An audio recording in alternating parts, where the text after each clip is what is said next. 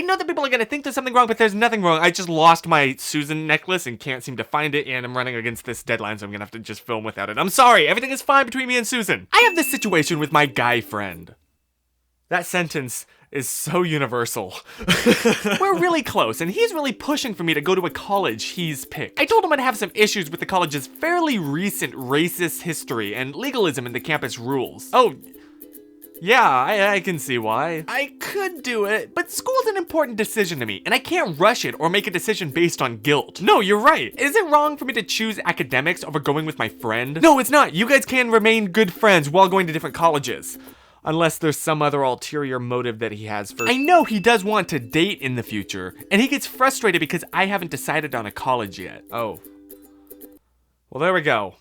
It feels like he's pushing it hard, and he won't stop talking about it. It's starting to feel weird, and I don't want to lose him as a friend, but I don't want to let myself be forced into a decision. Now, obviously, I don't know all of the information, like, do you like this guy back? Though, granted, considering he's really pushing you to go to a college with a fairly recent racist history, I don't know if you should.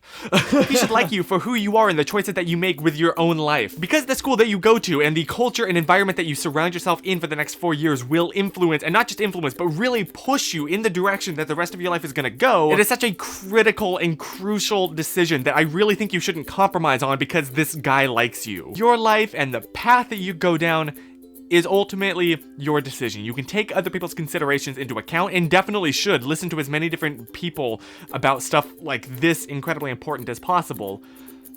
But you are the one that chooses. And he should accept and respect the choice that you make for your own life. Because it's not his life. Should I break into your house? Hey, that's not COVID friendly. Have I sunk that low? I'm starting to make videos too, but it's still quite awkward. What should I do to be anti-camera shy? I've always had to pretend that the camera is one of your IRL friends. So the other thing that I do, and this is gonna fly in the face of everything that you've ever heard any YouTuber say ever. Look, most modern cameras have like a little flip out LED screen, which is absolutely fantastic for making sure that you're in focus and the shot is exposed right and everything, which is absolutely great. But then once I start recording myself, I will often flip that LCD back over because I just don't have the mental energy to critique every little thing that I do as well as talk to you. Because when you're talking with one of your friends IRL, they don't have like a little LCD screen on their forehead that like you can constantly critique every little motion and action that you do or your appearance constantly. You get ready beforehand, and sure, every now and then you can glance at like your phone's selfie camera to make sure everything's okay.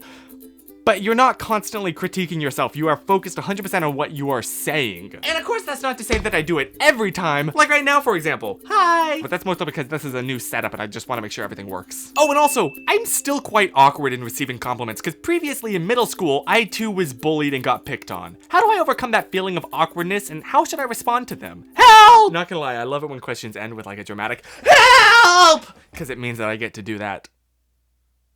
My windows aren't open, are they? Oh boy, insecurity stemming from childhood traumas. I'm gonna be honest with you, I am not exactly equipped to give an actual serious good answer to this. But I do know somebody that can. This is my friend Holton. We've been friends since kindergarten, and he now has a literal degree in child development. So he's got you. I'll try my best. I feel like bullies like prey on what's different. Mm-hmm. And they want you to be like them, but they're losers, so don't be like them. There we go. I know. Think about the kind of person now that you're an adult that would be like. Yeah. Imagine an adult now saying what those kids said to you. And oftentimes there'll be studies show that they're going through tough times themselves, and they'll often prey on people that they perceive to be weaker than them or different than them, because it like helps make them feel stronger. And it's honestly, it just shows their weakness. So, overcoming that awkwardness, I think you just kind of have to, go with it and accept it. Like, I'm awkward. I know I'm awkward. And I just kind of acknowledge it. But, like, because you still have to be yourself. I think everyone is super insecure. And everyone feels awkward. And you just kind of gotta roll with it and be yourself. Yeah. So. Yeah, it's important to remember that, like, the exact way that you think everybody is, like, analyzing and judging you, literally every person is having that same experience about them. Exactly. Can confirm Yeah, from experience. My girlfriend and I live in different states, which before, you know, wasn't an issue since we are both near the border. Now with health risks, I really only can see her in person if we meet up at a park since she doesn't drive. We've been making it work with video chatting while working, or drawing and watching movies together, just to be more present with each other. But I would really like to do some special dates sometimes. Any advice from an LDR perspective on appropriately spicing up not in-person dates? Oh, mama. Boy, do I wish I had a better answer for you than I do. LDRs suck! They suck!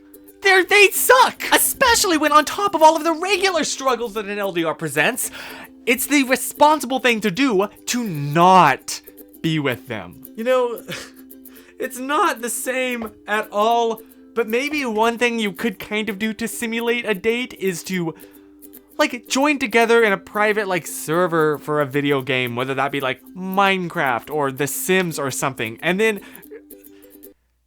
go on a date like that in the game. That's what I got. That's the best I got. This is something that like I'm struggling with too, so I don't have a really great answer for you. At the end of the day, there is an upper limit that you can reach with screens that won't ever replace giving your partner a warm hug. Wow, ending on a downer note. And there you are. If you have questions or need life advice, email me at chrisporterhobbit@gmail.com and I will try to get to you. Oh, mama. I'm gonna have to film a whole bunch of videos at once because the construction on our house, they took out our shower for an unknown length of time. We're gonna have no shower, which means your boy's gonna get real sweaty, real stinky, real oily, real gross. Oh, that's cool. And now if you'll excuse me, I'm gonna go try and find my S necklace here. My chest feels naked. Stay positive! Ayo, this is me several hours later actually, but I just found it and it was hanging on my doorknob. How did I not see that? This entire day, what? So, that should give you a clue as to how attentive your boy is here.